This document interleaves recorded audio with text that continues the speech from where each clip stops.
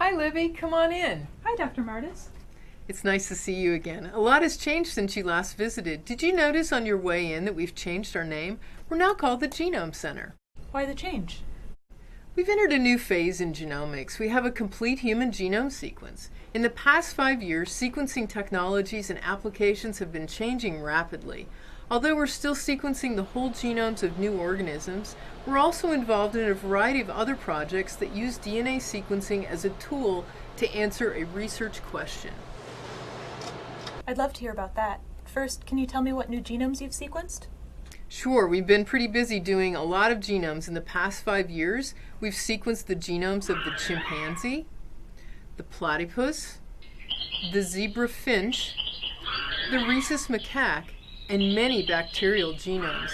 In fact, if you take a look at this graph, it shows the exponential increase not only in the number of runs that we've been able to do on our sequencing instruments, shown in red, but also the number of reads that we've been able to generate in thousands, shown in blue. In the last 2 years, in 2007 and 2008, the number of runs per instrument has dropped, but the number of reads has gone up exponentially. And that's why I was interested to have you come in today and hear about next generation sequencing technologies and how we've been able to achieve this dramatic increase in productivity with fewer machines runs. Our production has increased exponentially. We can now sequence the genome of a new bacterium for $1,000 to $5,000, depending upon the technology we use. 10 years ago, sequencing the same bacterial genome would have cost hundreds of thousands of dollars. This means we have decreased our production costs over 100-fold in just 10 years. Wow, that's quite a change. How have you increased sequencing production while decreasing costs? Several new sequencing technologies have been developed, which we call next-generation sequencing. Next-generation sequencing technologies are so much faster and cheaper that we can do a whole range of new projects. For example, we can sequence the DNA or RNA from tumor cells to look at the genome and the gene expression in certain types of cancer.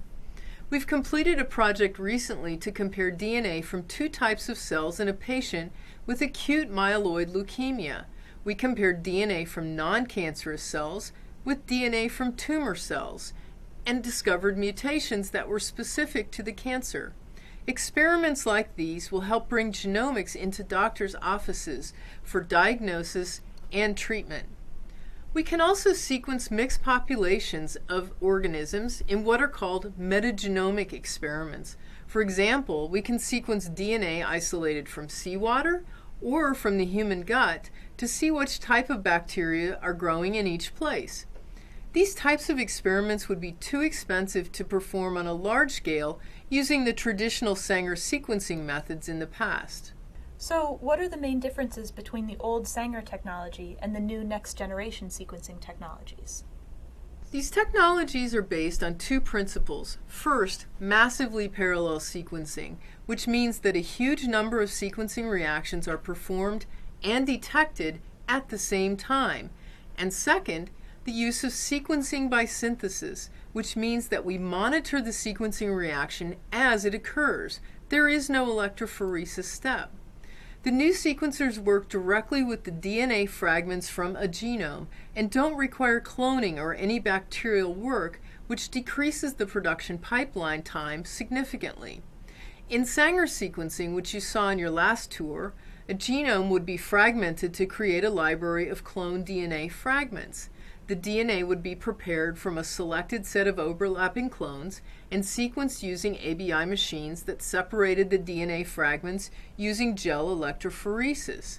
By contrast, next-generation techniques simply amplify the genomic fragments using PCR and then determine the sequence by monitoring the incorporation of nucleotides as the DNA is synthesized from the template.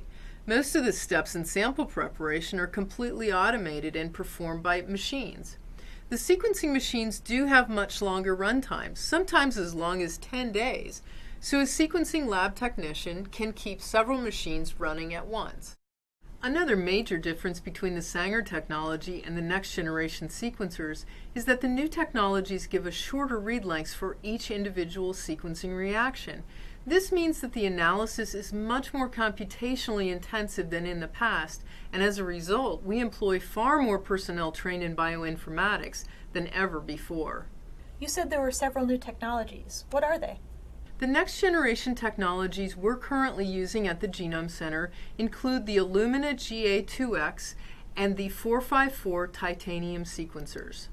What are the differences between them? Let me first explain the differences in terms of cost and productivity. Then you can talk to our outreach director to hear all about the details of the technologies.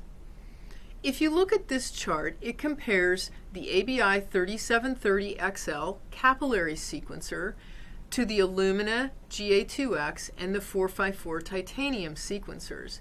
As you can see, we have only 30 ABI 3730XL sequencers remaining at the Genome Center, whereas the last time you visited there were 138 of these instruments. By contrast, the numbers of Illumina and 454 sequencers are much lower, where the ABI 3730 sequencers can only produce on the order of 60,000 base pairs per run. The 454 sequencer produces over 400 million base pairs per run, and the Illumina sequencer over 18 billion base pairs per run. This is a very dramatic increase in the amount of sequence data produced, and so we need fewer sequencers to produce the sequences for our experiments.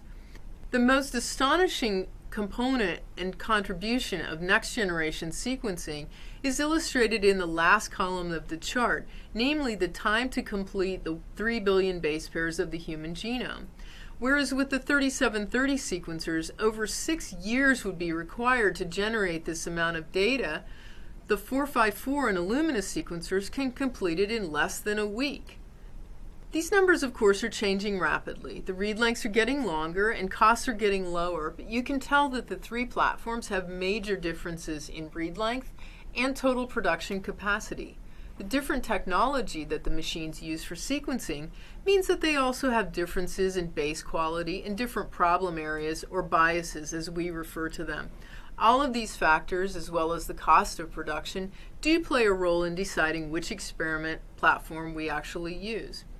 Depending upon what project we're working on, we use the machines for different applications, and both of the new technologies, as well as the old pipeline, play important roles in our current production pipeline.